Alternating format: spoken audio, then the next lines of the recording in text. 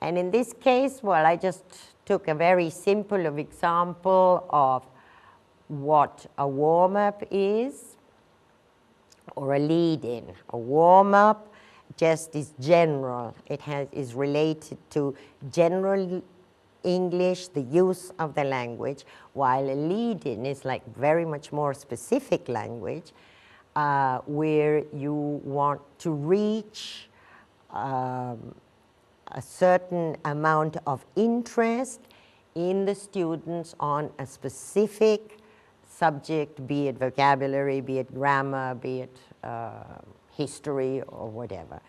So the first short activity is a lead-in, and it should create interest, it should help motivate, and it also helps you to discover their previous knowledge. Another activity following that would be either look at the pictures or look at the text. This is only an example, really. In this case, I have a set of pictures instead of a text, because since I'm talking here, I thought it would be easier than having a reading text. So I've set up a set of pictures on fruit and vegetables. And the aim is to create interest in the new vocabulary, it's to learn new vocabulary and its pronunciation, and it's to review previous vocabulary also. And these are all bits of fruit and vegetables in different situations. It's what do cooks do when they get bored? They prepare them. They don't do cooking. They prepare these special pictures for us to use in the classroom. Something like this will always create a bit of interest, more than just the ordinary picture or text. For example, then we have, they can all get involved. We go through the vocabulary. I'll show you now, either we read the picture, we read the text, and finally we end up with another activity, which would be individually or in pairs. If we've done an activity all together and we've been drilling, then we can finish off with something in pairs. Remember that changing their grouping system during a class with these large multi-level classes is very, very important, that nobody gets into a fixed rut or always works with the same person. Then in a 45-minute class, you should have a moment left for checking either the contents, how much they've learned, a few moments to check if they've done homework, if you have set homework, or maybe you want to set a new one. And then you finish with something very, very simple, but all together again for the last few minutes. So in this case, as we were talking about vegetables, it's all right. Who likes asparagus? So they all mingle, or they all answer together in chorus, or you have a quick survey. It'll depend on the age, it'll depend on the level, or the language they can use. Here we have a few more pictures on the what do cooks do when they're bored, and you have an explanation of the procedure, right? And the possibilities, obviously, of drilling the vocabulary, because it's new vocabulary. You might find that, for example, they know the word peas, or they might know the word potato, but do they know the word sweet potato? So this is the way you connect one previous bit of vocabulary to the second one. And if you look for visuals that help, that's great. Always creates interest. We move on now to another activity, like shopping at the market. What are we doing here?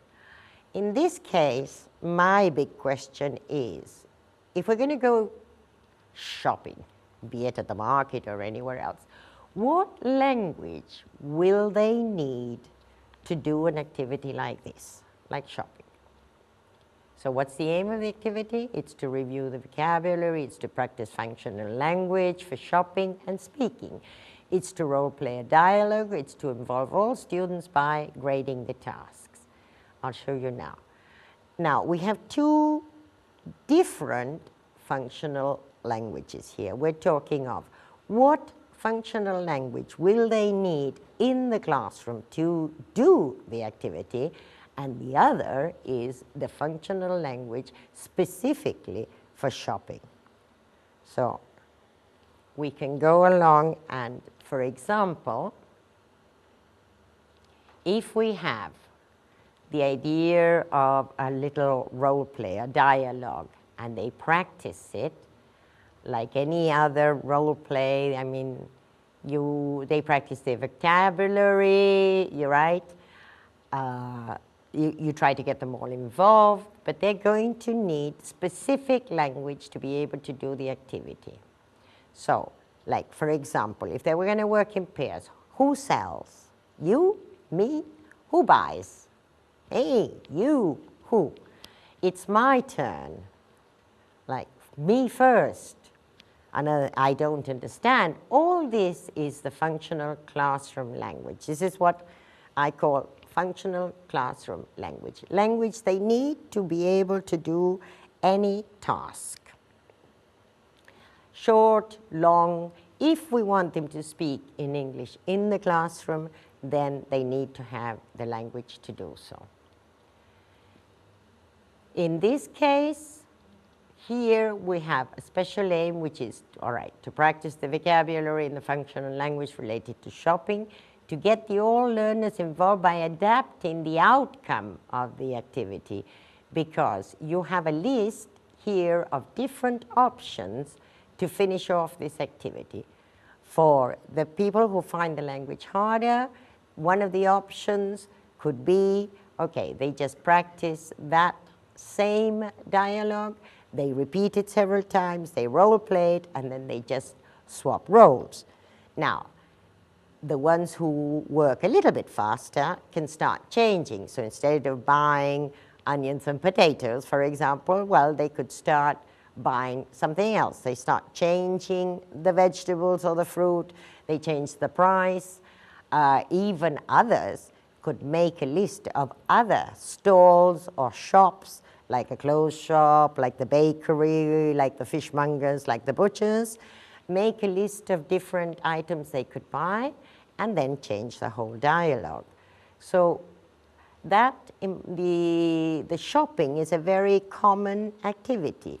The most important thing is to grade the activities among the group, so they're not all doing the same.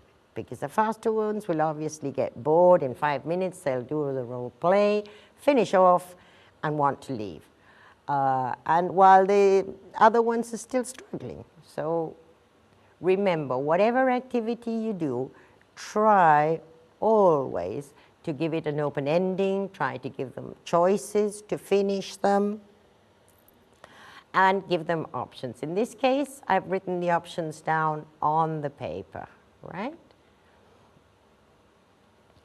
So, review and or teach the functional language you think they'll need. Write it on the board if necessary, anything that they need to be able to do the role play, to be able to write down the lists, and then go around the classroom to check. And if they happen to need any more, then write it up on the board. How about reading? Let's do some reading. Reading about singers. Normally, most people are interested in music, some more, some less. So in this case, it's a text for children, really. And the idea, the aim of the activity was to practice reading comprehension, to review and or introduce vocabulary, to involve all students by grading activities. So it's just an ordinary reading activity. I took it from the British Council page, and they have initial question, general questions, creating interest by asking the whole class, like who is their favorite singer, what do they like, what kind of music, and then they complete the activity, which is, we have the names of the singers on the top right hand corner.